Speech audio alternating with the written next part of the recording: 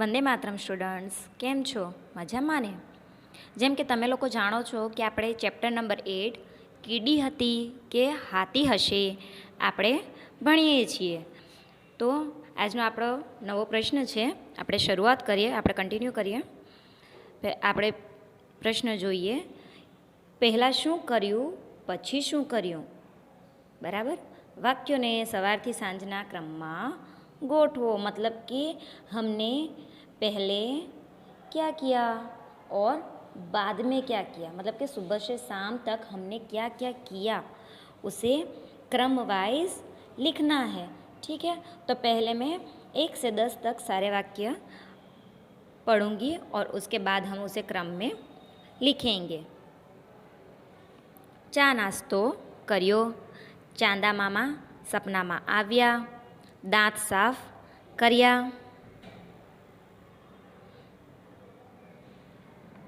गणवेश पहेरीने तैयार थया, गृह कार्य कर्युं, स्नान कर्युं, भाषानो तास आव्यो, दादी माए वार्ता कही, मित्रों साथे रमत रम्या, एंड लास्ट प्रार्थना सभा में रजूआत करी. तो हम सुबह में उठ के पहले क्या करते हैं? तो सुबह में उठ के हम पहले करते हैं दांत साफ. तो दांत साफ कर्या. सेकंड, उसके बाद हम क्या करते हैं? तो कि स्नान करते हैं. तो स्नान कर्यूं. फिर उसके बाद चा नास्तो कर्यो. नहाने के बाद चाय नाश्ता करते हैं ना हम. चाय नाश्ता करने के बाद गृह कार्य कर्यो. गृह कार्य मतलब होमवर्क किया. उसके बाद तो के गणवेश पहरीने तैयार थया, यानी कि यूनिफॉर्म पहन के हम तैयार हुए. यूनिफॉर्म पहनने के बाद प्रार्थना सभा में रजूआत करी, मतलब कि स्कूल गए तो प्रेयर होगी ना पहले, तो वहाँ पे जो भी तैयारी करी होगी उसकी रजूआत करी. फिर भाषानो तास आव्यो, मतलब कि लैंग्वेज का पीरियड होगा वो आया. और अभी तास ख़त्म होने के बाद मित्रों साथे रम्या. પછી મિત્રો સાથે રમીને ઘરે ગયા. ઘરે ગયા એટલે દાદીએ વાર્તા કહી અને વાર્તા સાંભળીને આપણને ઊંઘ આવી ગઈ. અને રાતના સપનામાં કોણ આવ્યું? ચાંદા મામા સપનામાં આવ્યા. तो यहाँ पे मैंने 1 से 10 तक ये जो सारे वाक्य है उसे क्रम में मैंने लिखे हुए हैं. तो आपको ये जो ब्लैंक जगह है यहाँ पे 1 2 3 4 करके 10 तक लिखना है. ठीक है, इस प्रकार से आपको 1 to 10 तक पूरा लिखना है. ठीक है, आया समझ में? हम आगे देखते हैं हमारा नेक्स्ट क्वेश्चन. नेक्स्ट क्वेश्चन क्या है? तो कि रमत. कौन शू करे छे ते जुओ अने बोलो. एक गेम है, उसमें कौन क्या करता है वो देखो और बताओ. तो यहाँ पे लिखा हुआ है, क्रियाओनी चिट्ठीओ बनावी एक बॉक्स में मूको. जमीन भोंयतळिया पर 3 वर्तुळ दोरो, जेम के गई काल, आज, आवती काल. गई काल यानी यस्टरडे, आज यानी टुडे और आवती काल यानी टुमोरो. ठीक है, आगे देखेंगे. विद्यार्थियों ने चिट्ठी उपाड़ी क्रिया करवा कहो. उदाहरण, यानी कि जो भी हमने वो चीट्स बनाई है वो स्टूडेंट्स को देना है और वो चिट्ठी उठा के फिर उनके हाथ में क्या क्रिया आएगी वो उनको करने के लिए कहना है. तो यहाँ पे एक एग्जाम्पल दिया हुआ है, नैना चिट्ठी उपाड़े छे, यानी कि नैना नाम की जो लड़की है वो चिट्ठी उठाती है.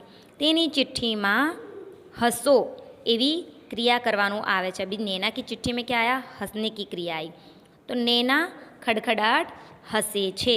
त्यारबाद नैना ने आजना वर्तुळ में, यानी कि यहाँ पे आजना वर्तुळ में ऊभी राखी विद्यार्थियों ने प्रश्न पूछो कि नैना आजे शू करे छे, है ना? आज अभी नैना क्या कर रही है? विद्यार्थियों ने उत्तर आपवानी तक आपो. जेम के आजे नैना हसे छे. आज का है ना, टुडे का है ना, तो नैना शू हसे छे. तेवी ज रीते वर्तुळ बदली वाक्य बोलवा कहो. जेम के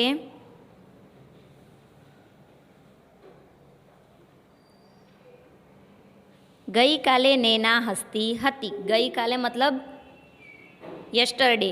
તો ગઈકાલે નેના હસતી હતી અને આવતીકાલે नैना हंससे, यानी कि नैना जो है कल हंसेगी. आया समझ में?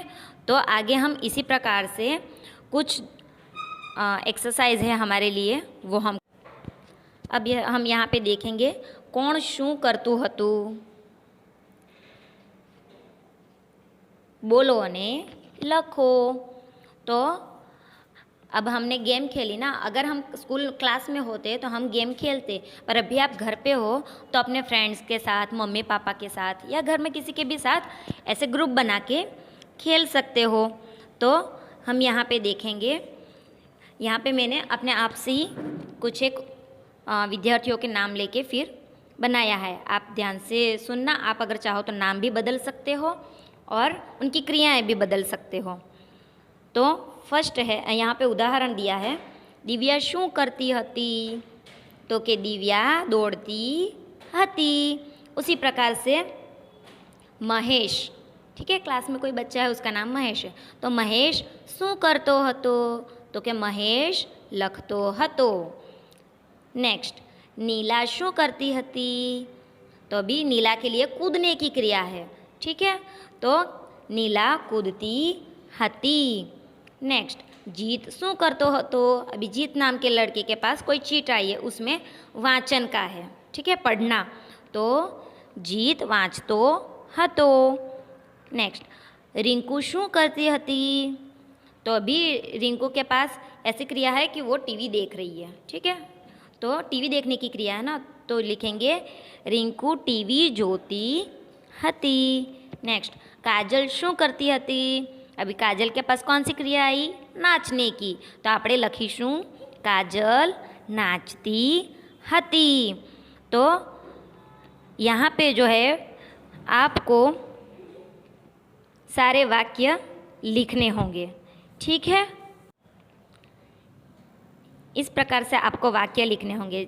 जो मैंने बताए वही सारे वाक्य मैंने यहाँ पे लिखे हुए हैं, आप देख सकते हैं और पढ़ भी सकते हैं, ठीक है. आगे का क्वेश्चन हम देखेंगे. तो શું લખ્યું છે કે वाक्यों वाँचो जुदा पाड़ो, यानी कि यहाँ पे जो हमें नीचे वाक्य दिए हुए हैं ना, उनको अलग अलग करना है. कैसे?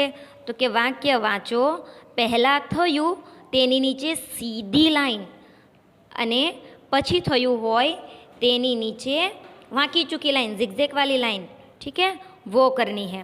तो यहाँ पे हमें एग्जाम्पल दिया गया है, आप देख सकते हो कि फर्स्ट है, विराटे बूट पहेरिया, हवे ए निशाड़े जवा सीढ़ी उतरे छे. तो इसमें पहली क्रिया कौन सी हुई? तो कि विराटे बूट पहरिया. અને दूसरी क्रिया क्या हुई? कि जवा सीढ़ी उतरे छे. यहाँ पे जिगजैग वाली लाइन दिख रही है आपको, है ना. अब हम दूसरा देखेंगे. नेक्स्ट जो क्वेश्चन है वो, विराज हाथ धोए छे कारण के ए धूल में रमती हती. तो इसमें पहली क्रिया क्या आएगी? ए धूल में रमती हती, ठीक है ना. वो धूल में यानी कि मिट्टी में खेल रही थी, इसलिए तो उसे हाथ धोने की ज़रूरत पड़ी ना. तो पहला वाक्य आएगा कि ए धूल में रमती हती, सॉरी, ये धूल में रमती हती, विराज हाथ धोए छे, ठीक है. अभी नेक्स्ट देखेंगे दूसरा वाक्य, नीला सफरजन खाय छे केम के तेने भूख लागी हती.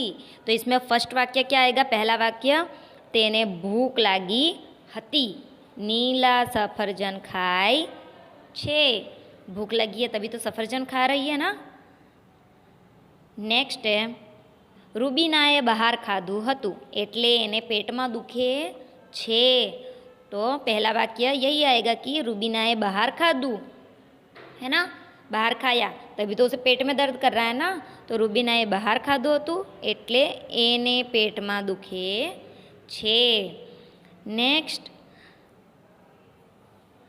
મારી પાસે 4 પેન હતી અને આનંદે મને 1 પેન આપી, बराबर। तो मारी पास से 4 पेन हती, ये पहला वाक्य। और दूसरा आएगा आनंदे मने 1 पेन आपी। नेक्स्ट, साइकिल में पंचर पड़्યું माटे हूँ चालू छूँ। तो साइकिल में पंचर हुआ तभी तो वो चल रहा है ना। तो फर्स्ट वाक्य आएगा साइकिल में पंचर पड़्યું, और दूसरा वाक्य आएगा हूँ चालू छूँ।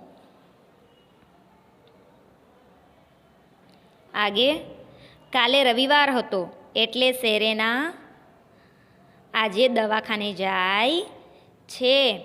तो पहला वाक्य यही आएगा कि काले रविवार हतो, संडे के दिन तो हॉस्पिटल्स वगैरह बंद रहता है ना। तो काले रविवार हतो एटले सेरेना जे छे आजे दवाखाने जाय छे। तो यहाँ पे पहले वाक्य के नीचे आपको ऐसे सीधी लाइन करनी है, और जो दूसरी क्रिया हुई होगी उसके लिए नीचे ऐसे जिगजैग लाइन बनानी है।